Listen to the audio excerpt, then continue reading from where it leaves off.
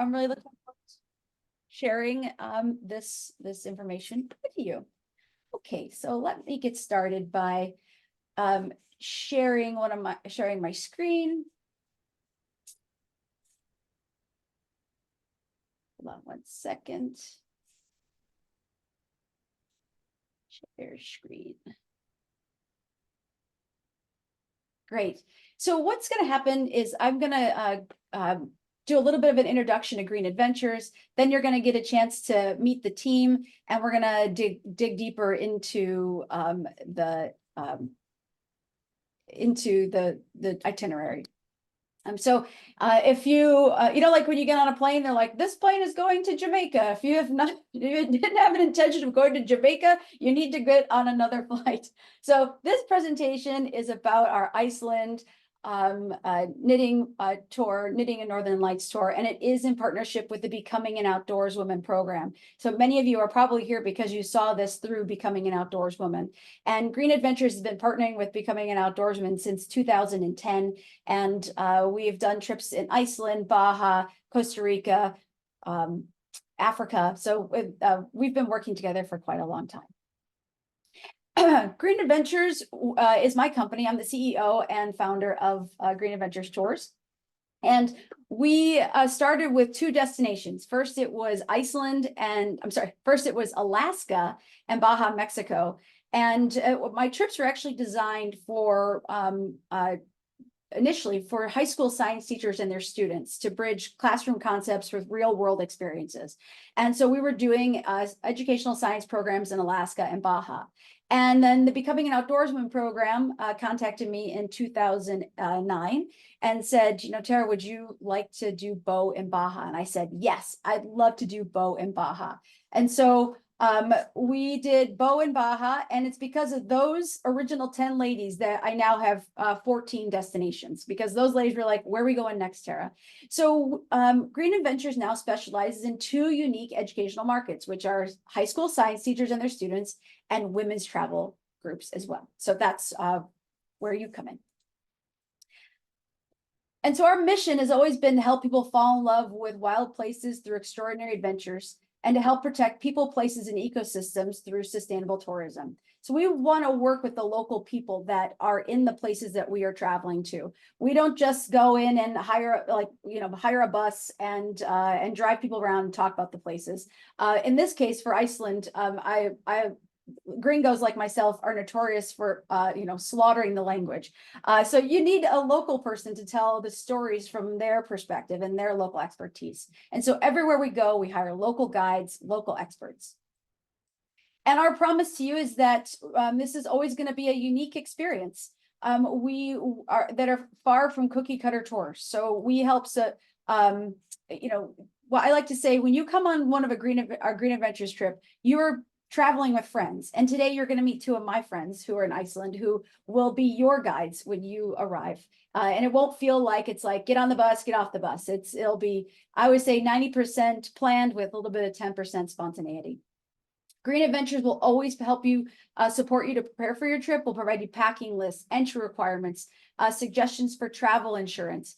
And then on site, we do 24/7 on-site support. So I will be with you as the tour leader from day 1 through day 9 and at the hotels. So if something, if you need help with anything, I'm there to help you with that. And then also on the during the tour as well, we have two experts, Inga and Bergos, who you're going to meet in a second, who will be with us too, that could answer just questions you have, but also have local connections if we need assistance. And our other promise is, the big one is, you're going to travel solo but not alone. So many of our travelers are solo travelers, and when you come on our trip, by day 3, you don't even know, it's hard to tell where anybody's come from, because we all feel like one big multi-generational family. Sometimes people come with their friends or their partners or their family members, but also solo travelers too. So what are we going to talk about? We'll do introductions in a second, and why is Iceland so special? Green Adventures Iceland in general. We'll talk about the Knitting and Northern Lights tour, and that's where Inga and Bergos are going to take over. And then I will wrap up with, how do you travel to Iceland? and then how to sign up. So in terms of introduction, so Inga and Bergros, are you guys, I think you need to be unmuted. Let's see. We are clearly here. Just didn't want to interrupt you. What's that, Inga? We didn't want to interrupt you, so we are clearly waiting for our turn. Yes, it is. Hold on, let me just. Yes, it is your turn. So, I mean, I've already, introduced myself. I'm the owner of Green Adventures Tours, but these ladies are the important ones of your tour. So go ahead, take it away. Okay, can you put the? Yeah, so I'm Inki Björk. Literally, I go by Inga, which is my nickname, and it's much easier to pronounce. And this is Bergros, my friend. And she is actually the star, the knitting star. She's one of the big knitting star of Iceland. She has been designers for, since she was a child, she started to knit, but she, at very early, she became a designer for herself and then various companies and so on. And she is still up to this day. And we'll tell you a little bit more about that on the way. But let's go to the introduction of the tour. Tara, can you put the first slide? So why is Iceland so special? That's how we're going to get started here. And so where is Iceland in the world? It's the center of the world. It's the center of the universe. At least it is mine. I am in love with Iceland, and I do everything I can to be there as much as possible. And but it is located between Greenland and Europe, and smack dab right in the center of the Atlantic Ocean. And that's no coincidence, because Iceland is actually the high part of the mid-Atlantic ridge. There's a mountain range going down the center of the Atlantic Ocean, which is basically pushing away North America and Europe. And Iceland sits on top of that. And so another really great thing about Iceland is that you're probably hearing about in the news is that it's a very volcanically active place. But because of those cool volcanoes, there's hot springs and geysers and even waterfalls, because the volcanoes help create this dynamic landscape with these big shelf mountains. So I want to point out that you are probably hearing a lot of news about the volcano in Iceland. And this is a picture of one of the eruptions I took in 2022 of a fissure volcano. So these aren't like the stratovolcanoes that's exploding. This is releasing, it's cracks in the earth where magma is coming up, creating pressure, and it's oozing out onto the surface. It is the most gentle version of a hellscape that you can imagine. But this is taking place in a really remote part of Iceland and will not affect the tour that we have actually planned for you. Iceland is home to the second largest glacier in Europe. So it's got glaciers. And also it's got ancient and modern culture. So everything from Viking sagas and folklores, the farming and wool history and industry, which we're going to talk about, and renewable energy, thanks to those glaciers, thanks to those volcanoes. And also breathtaking landscapes all year round. I thought that Iceland, because I was just spending all my time in Iceland in the summer, and now I'm a fan all year of Iceland. So it's both a blessing and a curse for me. So how has Iceland evolved over time for Green Adventures? We're not going to go that far back into history, but so in 2017, I led my first women's trip, and we started with this Iceland multi-sport adventure that you see on the left. And then as I started to love a little bit of the hiking that I was doing on the multi-sport trip, I thought we need to do bigger hikes. So then I want to do the Logavager trek, which you see here in the middle. And this is a 40-mile hut-to-hut hike in the Highlands. And then I was like, but we're doing stuff in the summer. Why don't we do things in the winter? I want to see Northern Lights. So now we have the multi-sport trip that takes place in the winter, which does adventure activities on the South Coast.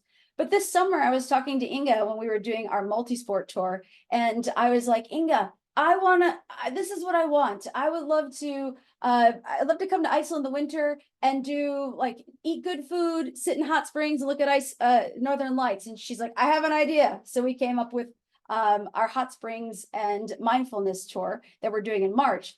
But I also said, Inga, I really want to learn more about the sheep and farming and textiles. I'm not even a knitter, but I think we need a knitting tour. And she's like, I have an idea. So together we came up with this Iceland's Magic Yarn. And so she and Bear Grylls have, this is not just a, like, and like, we're just pulling this out of the air. She and Bear Grylls have been doing this with Icelandic women. And so this is something special that they've been doing locally that they're going to be offering for us. And so that's what this is about. So this tour was designed around introducing travelers to the history of wool and women in Iceland and how the two have kept the country alive since settlement. It's made for knitters. Crocheters can come because Bear Grylls has a pattern for one of her shawls for crocheters. And then also your friends are welcome too. So I've seen so many people write, but I'm not a knitter. Can I come on this? If this tour resonates with you, you don't have to be a knitter per se. You just have to be friends of knitters or enjoy the company of knitters. I was saying that if you want to, not do the workshop, maybe you could sit in the hot tub. So there's options for you. The project for the yarn for the project is provided, as well as a copy of Bear Grylls' book, and which has the shawl patterns. And it includes short walks in nature and sightseeing. So it's designed it's an easy tour. It's not like an intense multi-sport trip. It's an opportunity to get hands-on or dirty with the sheep roundup in the corrals. It was designed for socializing and camaraderie, and to hear stories about pagan folklore and Viking sagas. So with that said, let me change screens and we'll go into Inga's slideshow. Yes, and thank you so much for being here today with us. And like Clara was talking about for the tour, I mean, we have had Icelandic women on our knitting tours that have not been knitting at all. Some have just been sewing, some have been doing crossing, and others have just been reading. But they have been sometimes in our workshops, sometimes they just go out for a relax, but it's also just being together as women, hanging out together, seeing nice things. So you don't necessarily need to be a knitter. You can be another thing as well, because we are many things in like women. We are always multitude of things, aren't we? We do so many things. You do, and I think that's not just one of the most inspiring things, because there's so many, I guess. It's just that, like you were both. Did you even say that in your introduction? Like, did you say that you're? I know you. I guess I was doing something else, but I want to make sure that people know that you guys have multiple jobs. I mean, you're designers. Like Bear Grylls is an artist and knitter. She was a warden. She's a jewelry maker. She's a guide now, official guide. Yes. And Inga is an entrepreneur as well. I started in knitting and designing costumes, and is a guide, a fantastic guide of over 35 years. So these are some of the best ladies in Iceland, in my opinion. Okay, so with that being said, let me pull up your slideshow.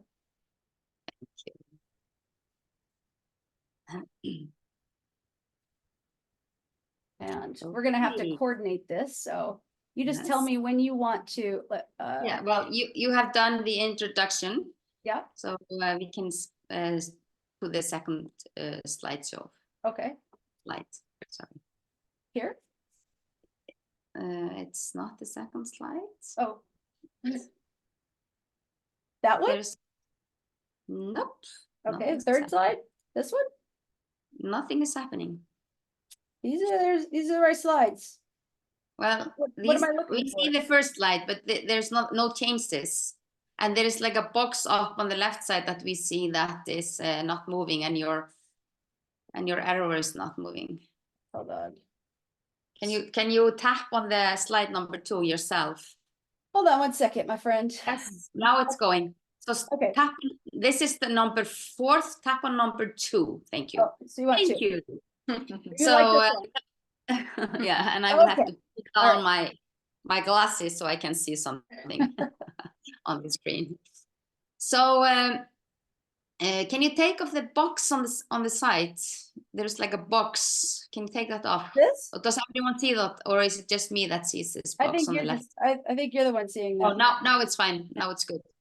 No, I Yeah. think the slideshow's not showing like the full slideshow on the Oh, screen that's thank being shared. you. It's just Colleen, you're hired. can you tell my job is technical Okay. support?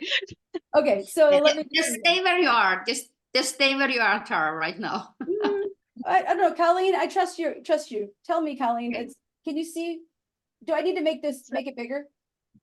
No, I think it's okay size-wise for me. But basically what it is, it's showing like the individual slides, not showing the full slideshow. So I think whatever Ah, screen yeah. the slideshow is showing up on Hold on a second. is I don't not want to what's see being something right now. shared. Do you see the full Full slideshow now? screen. Full screen. Full No, screen. Ah, so maybe I just need to pick a different screen. That this possibly could be. I think you're sharing the full wrong screen. thing. Yeah. Let me just see Try this. to and full screen. If you try that, what does that? We go on. down this slideshow. We go Hold down the view. There is a full screen. Okay, That in, Tara. Try that. hold on one second. I don't know what, so the views are just different for me, I guess. So you can see it now? No. We can just still see the Google Doc page, Okay, let me, not the actual full slideshow. okay. Uh, okay. Okay, so do you see the slide sorter right now? Yeah. Okay, and let me just do something here. There is a box on the right side, a slideshow. Do you see that on the top there? Yeah, that one. Oh. No, not this one. Oh. On your right, up by the bottom share button. On the left of the share button, there is a slideshow and an error. Yeah. I just Go think there. there's something There. with the Up screen there. sharing. It's just, hold on. No. Why don't you talk amongst yourselves for a second? I think it's just a screen sharing thing that I need to Okay. make sure I close some. Okay, Yeah. so I'm just gonna introduce my friend Bergros, which is a fabulous designer, and she comes from the Westfjords, and we are actually both from the Westfjords of Iceland. And in the Westfjord, as in most part of Iceland, or all part of Iceland, we have been knitting for centuries. Iceland is quite cold during winter time, even though it's not like freezing cold like in Alaska or Canada. It's still a cold country, and we have used our wool, our magical wool, to heat us up, because for a long time we didn't have the opportunity of using our geothermal power to heat up our houses. So we used the wool to heat up people, or keep people warm, let's say that rather. Mm-hmm. But Bergros, Bergros' mother, Maria, was a great knitter, and Bergros learned from her mother. And yes. Bergros, maybe you want to take it over from there and tell a little bit about your knitting history. Yes. Well, hi, everyone. And nice to see you. Those I see now, the people I see Tara and Jennifer. On the screen, yeah. And I hope to see the rest later. Well, yeah, I have been knitting since I remember myself. I think I was 4 years old when my mother taught me to crochet. And I have a memory where I'm sitting in the middle of the bed where my parents slept. And I was crocheting. And yeah, I remember it very well, because it was some kind of magic to find out that I could make something myself. So I see myself now watching a little girl, 4-year-old, yeah, making her first chain. You know, when if someone of you know how to crochet, then you know what I mean. But if you don't, I will show you when you come to Iceland. Well, I could talk very long about knitting things, but as Ingibjörg told you before, it's not all about knitting. It's really about something, you know, something to make, if you, you know, the magic of making something yourself, and also listening to stories. I would say from my side that this trip is, yeah, making something that you want to make and get some stories and listening and enjoying that. And telling stories. And telling And we will stories. share stories. Yes. During the knitting session. What we have, when we started this thing to gathering women and taking them with us out in the country, we found out that we don't always have to tell all the stories.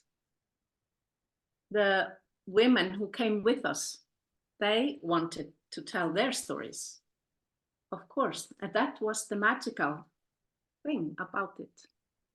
So we are looking forward to meet you. And hear your stories. Yes, too. also. And yes.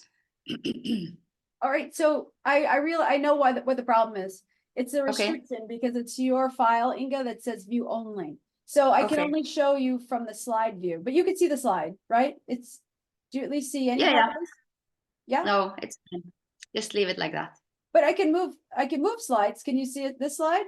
Yeah, yeah. Okay. Just keep it like that. Okay, So yeah, so I'll take it from there. okay. Magic of the Icelandic wool is that the Icelandic sheep has two sorts of wool. It has the inner layer that we call tog, and the outer layer that we call fel. And the inner layer of the wool is like merino wool. It's a very soft material, and the outer layer, on the other hand, is a much rougher material, longer hair, and thicker fiber. So in the old days, people would always like hand work all of it. It will, like you see the lady Ásdís on the right side, she has the whole wool, and there she's separating it apart. So in the old days, we would separate it apart. We would take the tog, the nice merino, from the underwool, and then we would use the fel on the other side, and we would separate it to make two different kinds of garment. All our inner garments that we wanted to have closer toward the body would be made out of tog, and all the other, like the mittens or whatever we had outside, we could do from the fel. No, sorry. Tog. Yeah. The tog, sorry, I'm putting it opposite. Tog is the outer wool, and the fel is the inner wool. Sorry. So, but then, please go to the next slide. When the industrialization came to work in 1800 and something, and we started to spin wool in big factories, then we were having problem with separating these two layers of wool. And then we started just to mix it all up together and make what we call the lopi wool yarn. And you can see the lopi wool yarn there on the right side. We produce the biggest producer of Icelandic lopi wool yarn is Ístex. And the wool that you see there spun on the right side, this is what we use in our Icelandic sweater, like this one that I'm wearing here. And this is a mixture of the tog and fel. But we also, today, there are factories that can separate these things, and they can make, take that fel apart and make a softer wool out from that. But Ístex is not doing that right now. So this is the traditional wool, and we will talk more about wool when you come to Iceland. Mm-hmm.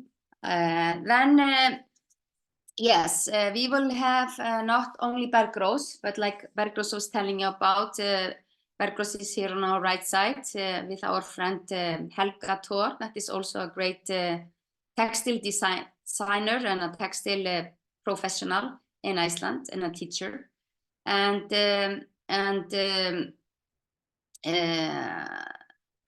yeah, we will meet her. Can you go to the next slide, Tara? Yeah. Helga is, we will meet Helga, and she will show us, she will have a lecture on our tour, and she is a great fun to be with. She is a great horseback person also. She loves Icelandic horses. She had a big horse farm with her husband in the northwest part of Iceland, close to my farm, that they just sold some 2 years, 3 years from now. And then please go to the next slide, Tara. Then we will also meet the wool expert Guðrún Bjarnadóttir. She is a dye expert, and we very often go to her when we have some workshops with women's. Yeah. Yeah. She has this this wool. Just put it closer. You see the book from Bergrós, the shawl that is on the first or in the beginning. See, it's hand dyeing wool. Yeah, from And- Icelandic plants. Yes, so that's quite special. And she has a few shawls in my book that. A yarn. Yeah, yarn. The yarn Is the from book, her, Yeah, yeah. it's from her. Yeah. And more, yeah, more people. Yeah, so she will also host us and let us into her pots, which is very cool, and she will introduce us to the dyeing techniques from the old days into to nowadays, and what we are differently and so on. So so these are among few experts that we will meet, and then we will meet up with some farmers and sheep and things like other people on the way. Well, myself, like I was a clothing designer from the Technical School of Iceland, and then I did 1 year in FIT in New York, and mainly in drawing. And then I started to work for Álafoss, which is now Ístex, the wool or yarn producer. And then I later on started to work for the clothing industry here in Iceland, and then all our clothing industry actually went bankrupt in the 80s, between the 80s and the 90s. And I went into tourism quite accidentally, and I loved it.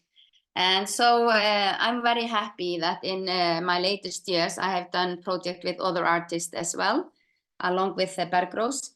And I have been very happy to be able to connect tourism and knitting together into my work. It all comes together, like I say. It all, sometimes the universe just brings things down to us like it wanted to happen. And I think, yeah, strangely, my textile experience and tourism has come together in the last 15 years. Mm-hmm.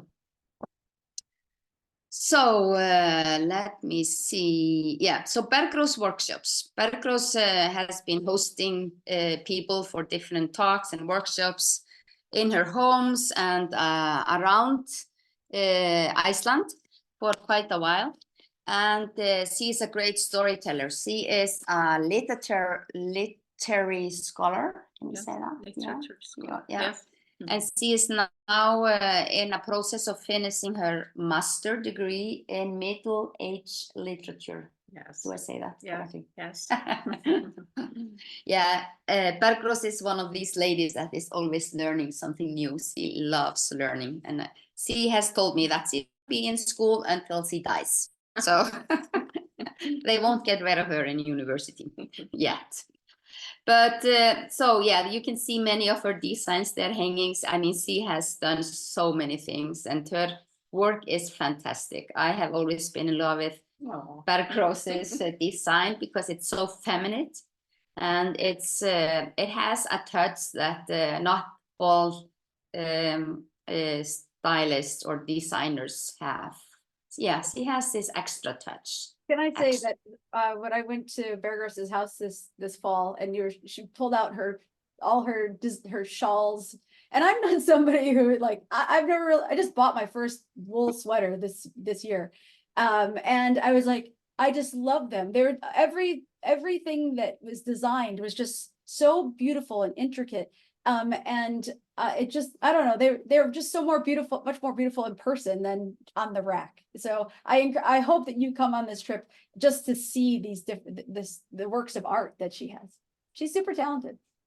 Yes, yes. And yeah, and one thing that we, which is not in the program itself, but maybe I can tell you here, that actually we will start on our way out to Reykjavik. We'll drive past Bergrós's house and we'll pick her up also, or pick her things up. And we will come into Bergrós's house and she will host you a little bit in her house and show, so you can go through a little bit of her designs. Because if she would take it all with us, it would be so many suitcases. We don't have place for that in the bus. So it's always best to start in Bergrós's house for about an hour and yeah, go through a little bit of stories there. Yeah. But our workshops are mainly in the mornings. So the program is made that way, that in the morning we have the workshops. When we work on technical things, we go through things that we want to teach you or you want to learn about. And of course, we tell a little bit of stories along the way.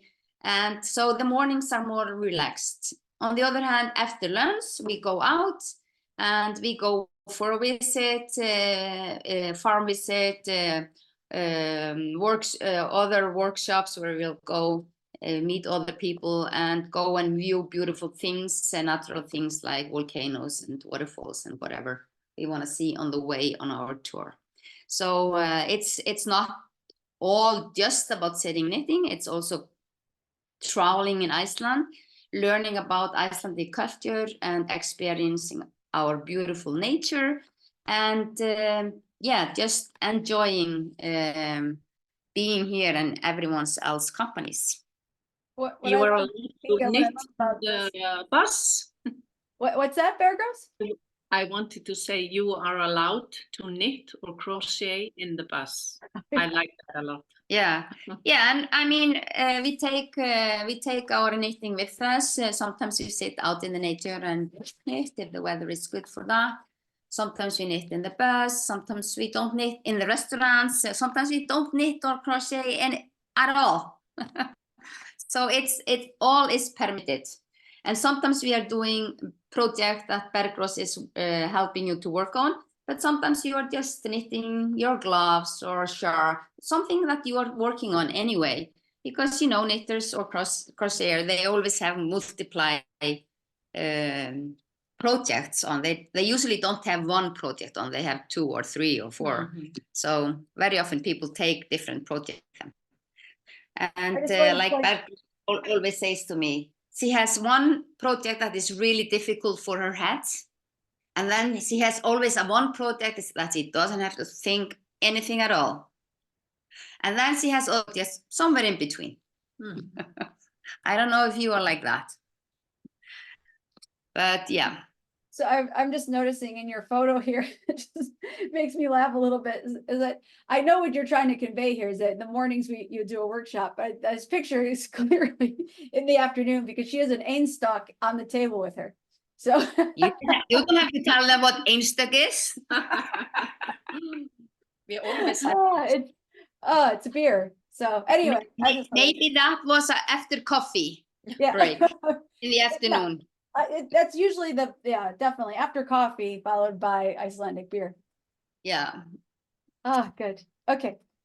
Okay, next one, please. Okay. Yeah, so I talked about a little bit going out to the nature. So we have sometimes we go walking a little and we sit down if the weather is good, and sometimes we are just outside having a little fun. And there we see this was last summer, wasn't it? Yeah, this was in Hornstrandir in the Westfjords, and our theme was then making a shawl, and these ladies made the Hornstrandir shawl. This one is called Hornstrandir. Horn means a corner, and this is in the book, and you can see how this is these 2 shawls are completely different from each other, but the same recipe. The same, yeah. This one? This. Do you see it? Yes. Yeah. mhm. Yeah. It. Do you want to So- share, like a real quick, what, the project is that we're talking Yeah. about? I mean, that we have advertised, you want to show in the book? Is it the Seder, right? So Bergros is gonna, for those who want to, Bergros is gonna teach the Seder sjálf Yes. in her book. And And, we probably pointed this out, but everyone's getting a copy of this book in English. It has all the patterns. Yes. Yes. So it's this one. It's very easy to make, even though maybe you don't believe it, but it's very easy. But every shawl in the book has a story behind it, and the story is in the book. So the book is both a knitting book and a story book, and of course Icelandic knit. So, well, what was the question, Tara? Oh, you answered it. It was like, what is the Okay, project? yeah. Yeah. Okay. And great. then, one of the things that I really loved when we sat down together, you told me like the magic behind knitting. You told me that why there's magic in the knitting. Do you want to share that with them? Yeah. I think that, well, there are many things about knitting, magic things, but I think you are, thinking about the thing I told you about the gift, about what people are thinking when they're knitting, or women or people, because men knit too. But that's the magical thing. I mean, like for this shawl here, when the thread has been through your fingers and through your mind, and you have finished the garment, and you have decided to give it to someone else, maybe your child or your husband, or then it's bigger gift than go to some store and buy something and give it. It's much bigger. And I think, I mean, all women knows that, but they don't maybe think about it so much. But that is what I love about knitting, because, sorry, my phone.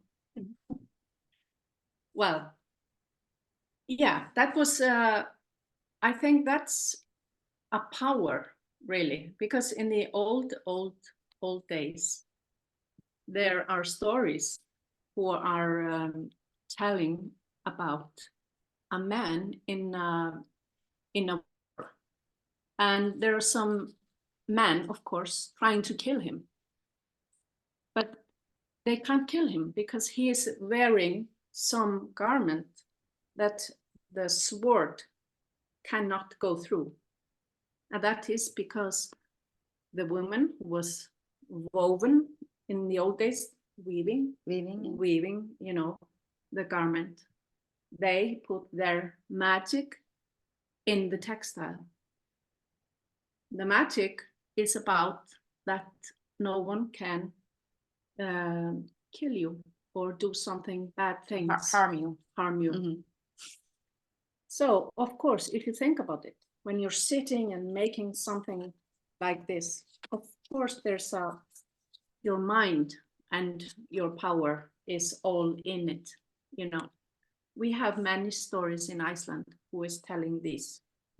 So I feel like I think that myself, but there's not long ago since I read it, really, this about this magic, and I just said, wow, of course. Yeah, So and what really resonated with me that I remember is that you said, when you knit, because you told me that story too, and you said you're knitting a form of protection, which is you're protecting people from the cold, right? But there's also the intent goes in there, like, I love you, I'm protecting you. And so like I just love the tie to the bigger mythology, which that book has so many beautifully written stories. I the first page I read and I sent it to Bear Gross. I'm like, this is so beautiful. So it's just really well written, tie into the folklore and the purpose too. So Yes. Yeah, that's what I really want. I want both Inga and I really, and I'm Bergos too, because we all have the same intention. We want you to experience the magic of the place and the intangible, not just a knitting tour.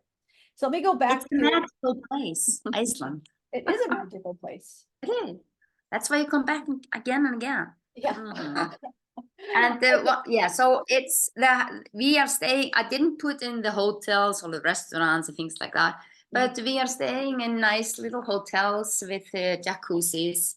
And as we are in September, we already have started to have the Northern Lights. We start to see the Northern Lights from the end of August, from the 20th of August, about when the night starts to come in again.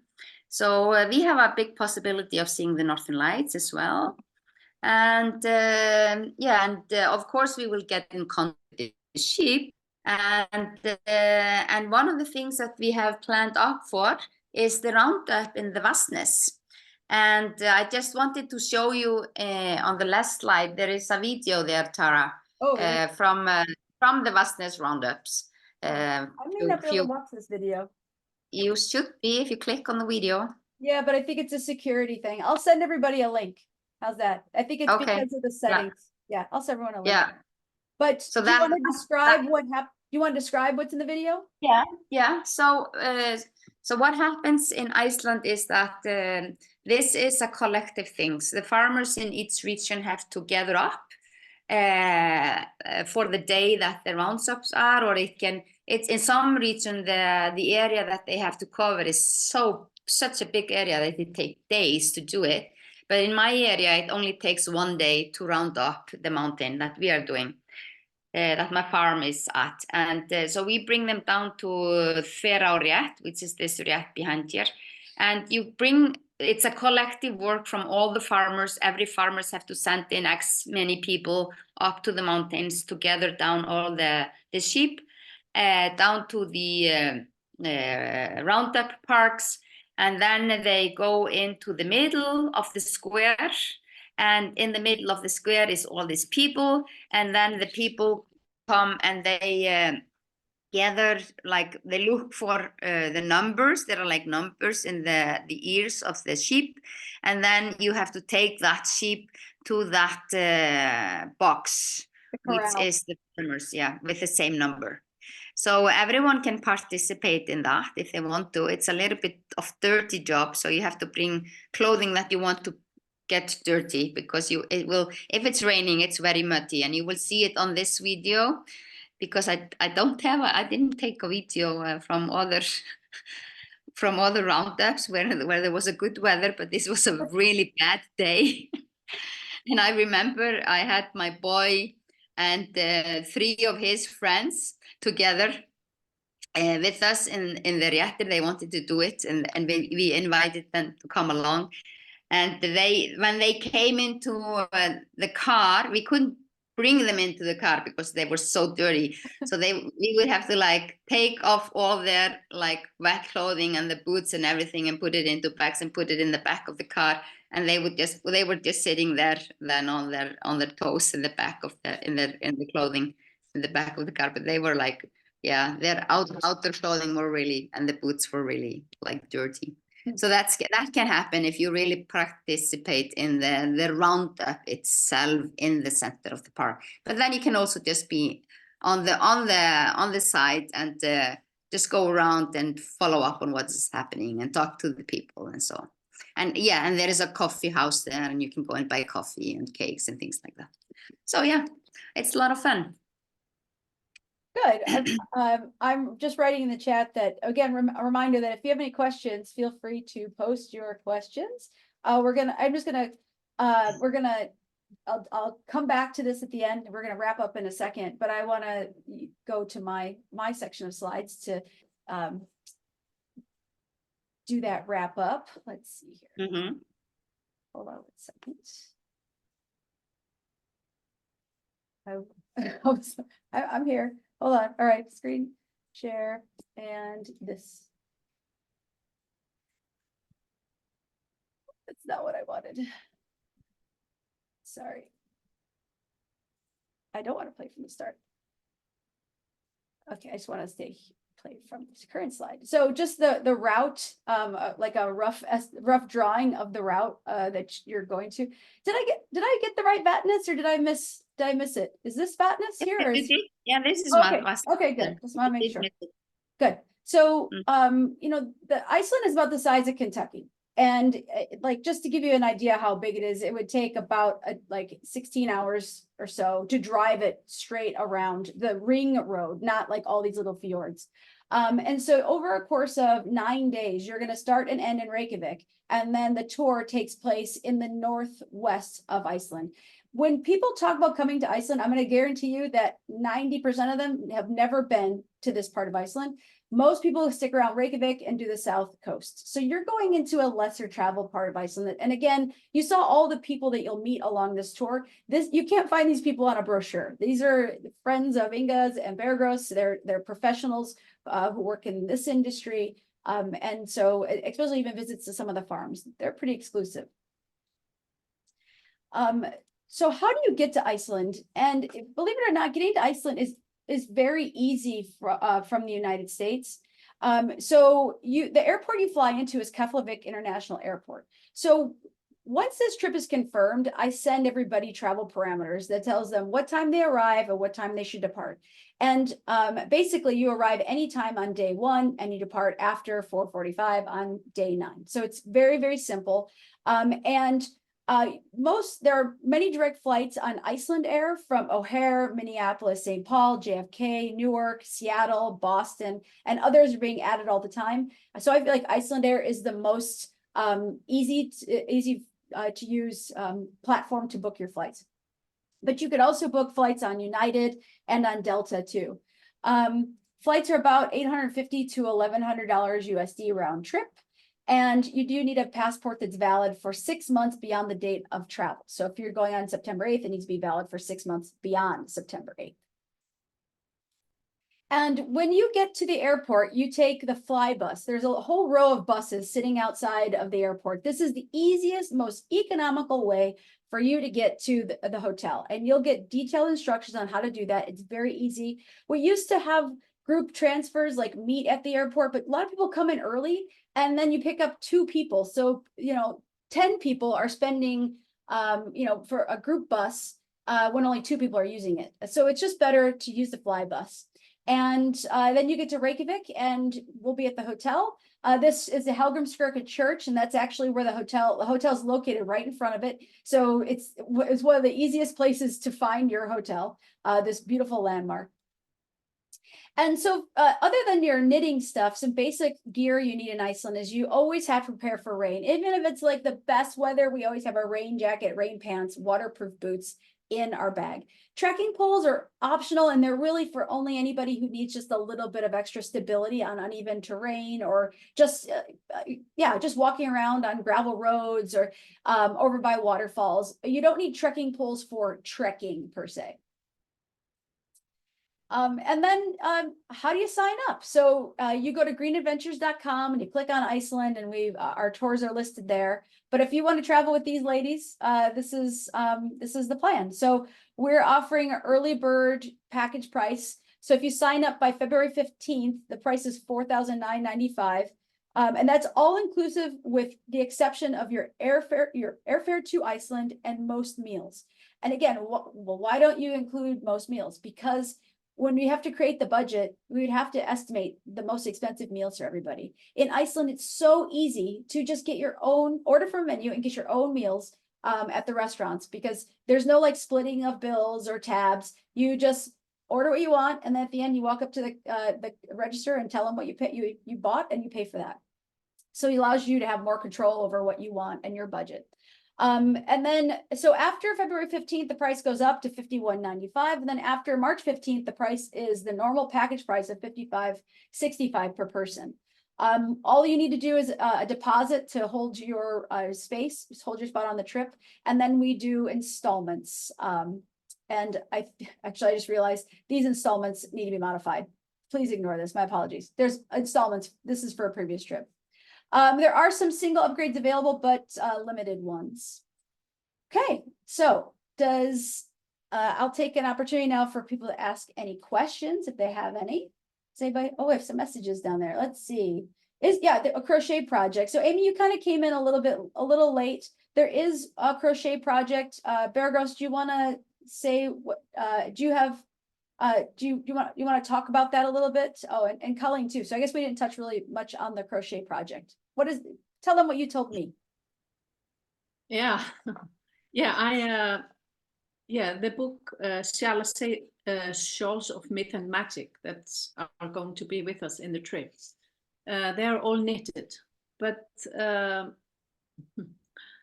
the starter really for that book was a crocheted shawl that I designed maybe 15, 20 years ago. And it is in connection with a story from my, I think it's maybe 300 years old story. So how much time do you have? You will tell that. Yeah. They have to come to Yeah. hear that Well, 300 years old story that started. Well, so yeah, it's in relation with your family. Yeah, it is. And it's a magical shawl, I can tell you. So it's not difficult. It's really, everyone can do it. And we can make just a little example. Yeah. Because of course, like in poetry, in knitting and crocheting, it's all about, the repeating things, then you learn, if you learn just a small part of it, then you can finish it when you come home, You don't finish it. In your book, is there a picture of one that's similar to the crochet version? Is there? There in the book, there's no crochet shawl. But the like, is there anything that looks similar to the crochet version? Yeah. Similar to Does it look similar? Is there a photo that looks similar to it? Well, that's a good question. Well, crocheting and knitting, it's quite different things. You're just using one needle in crocheting.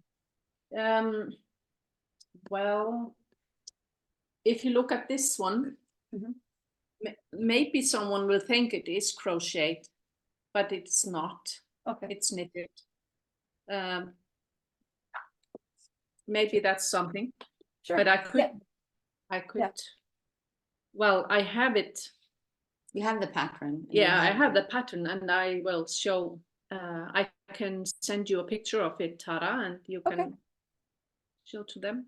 Sure. Yeah. So Amy and Colleen, mind if I'll send you pictures. Oh, actually, you guys can come on if you want. Now is time to show and tell. You're welcome to turn your cameras on if you want to like talk to us and ask questions. So so there is one, but we just have to send that to you on the side. But I was excited. What's it called? Was it What's the name of that? The crochet one? Shawl? Yeah. What is it? It's called Sunneva. And what is that mean? That's a name for a person, a woman. Yeah, that is related to the story. Yeah, it is. She was a great woman who was born in 1700 and something. Okay. Nice. Good. Any other questions? While you're thinking about it, I know some of you, if you're thinking about like the hotels and just about where we're staying, if you go to the itinerary, you can we list each of the hotels on there, so you can look them up if you wanted to dig a little deeper into that. And I'll just pull up the itinerary real quick to show you what that looks like.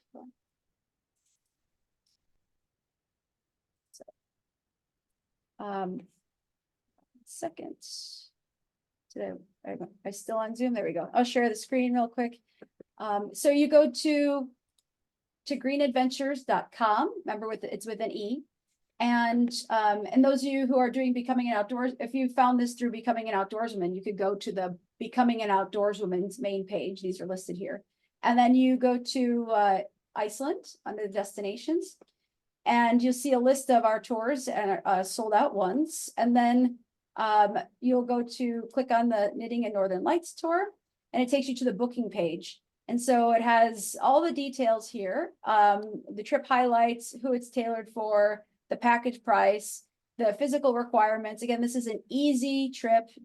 Lodging is double occupancy, so the price is per person for 2 people per room. We'll provide you with a detailed packing list, but you don't need anything crazy other than a rain jacket, rain pants, and good boots, and your knitting supplies. The yarn for the project is provided, and all the other inclusions and exclusions. And then you could go day by day on the itinerary, meet all of us and see, what we're doing each day is described here. Okay. Good. All right. Well, if you don't have any other questions, thank you so much for stopping by and learning with us, and for your interest in the Iceland Knitting and Northern Lights tour. We hope to see you in September. And if you have any questions after the fact, feel free to reach out to me. Bye. Thank you.